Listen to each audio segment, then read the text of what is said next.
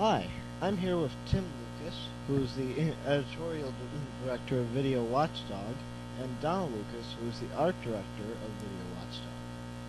For years, you have produced one of the most highly regarded publications of film and TV. And other than the love of videos and movies, how do you prepare for something like that? Oh, well, that's a good question.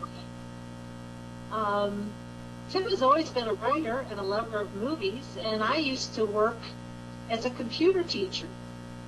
So when I learned how to do PageMaker, we thought it might be a good idea, gee, couldn't we publish something ourselves? So we thought it was like a little newsletter sort of a thing that I could handle. And so I thought, well, I could do the layout of it, and Tim would do the writing, and we thought it would be a little 16-page newsletter that we started with a magazine. So it was a combination, basically, of my computer background and his writing and his love for movies, and our combined love of books that sort of brought us together for doing the magazine. Right. Also, the idea of doing it as a newsletter changed early on. When we were first discussing this, we had a friend staying with us from Paris. His name is Lucas Balbo. And Lucas said, you know, if you're thinking about doing a newsletter, I have a large collection of stills, and I could make them available to you. We could send you Xeroxes from my father's print shop, and you could actually illustrate your magazine, too. And we hadn't given any thought to the difficulty of illustrating. But once the magazine began to appear, people that had still collections and people that had ideas for things that they wanted to write about in depth started coming to us. So I think it's a case of, you know, if you build it, they will come. It's also a case of we lucked out, really, at the right place at the right time, because this was during the early desktop publishing craze going on, and before the internet was even around much for people other than dial-up here and there. So information was really, people loved to get magazines and books at the bookstore. They went there a lot.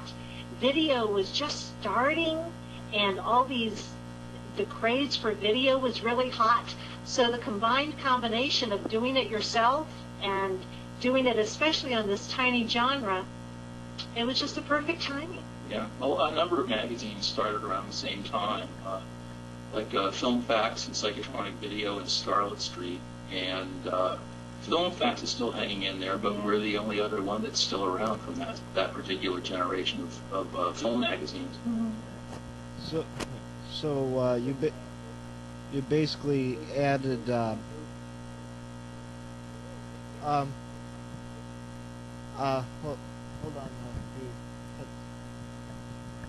on. So basically you began this basically through your own unique talents, and it sort of came at the correct point.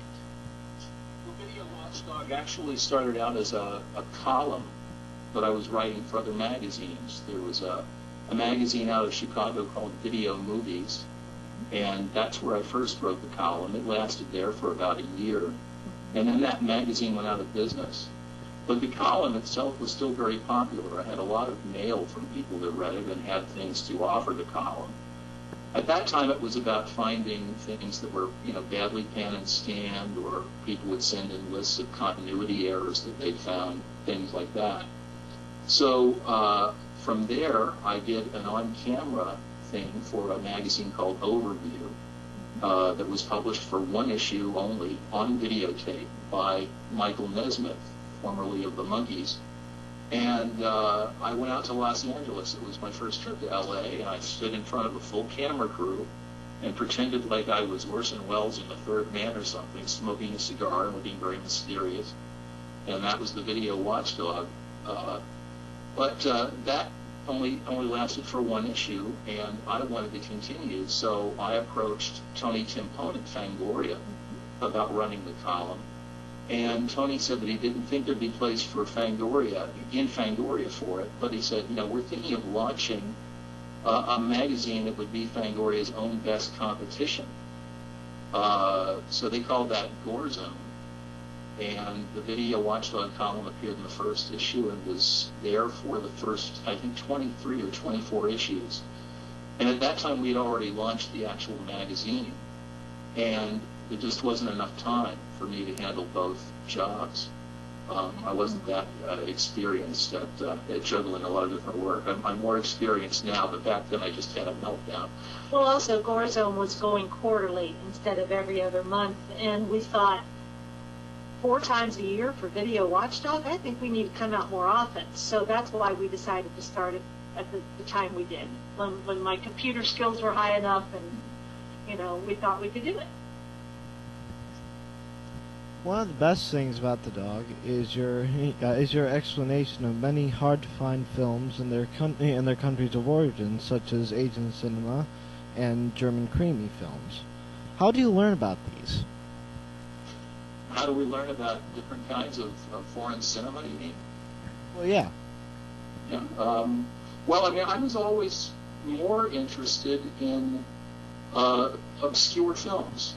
For some reason. As a matter of fact, even now, if I see something extraordinary, and I know that other critics are on the case, something in my mind just lets it go. I mean, it could be the greatest movie in the world, something like Pan's Labyrinth, for example, which I did write about for our next issue.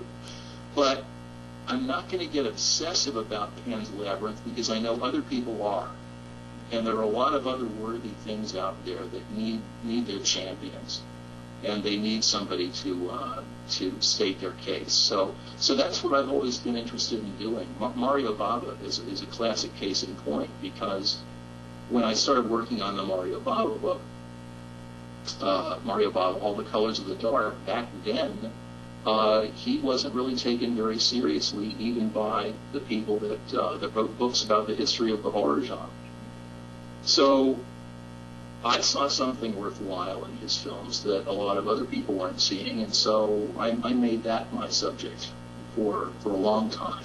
And it's easier now that the internet's out there too. You can scour the internet for movie titles and find something out about it immediately. But back then, in the early '90s, it's just what you saw on TV or heard about from your friends and theater. And, yeah, it's true. It's true. Or if you could happily find a little mom-and-pop video store with some obscure video in it someplace, then that's the thing, too. I mean, with the European stuff, very often when they came out on video, they would be under a completely different title. Mm-hmm.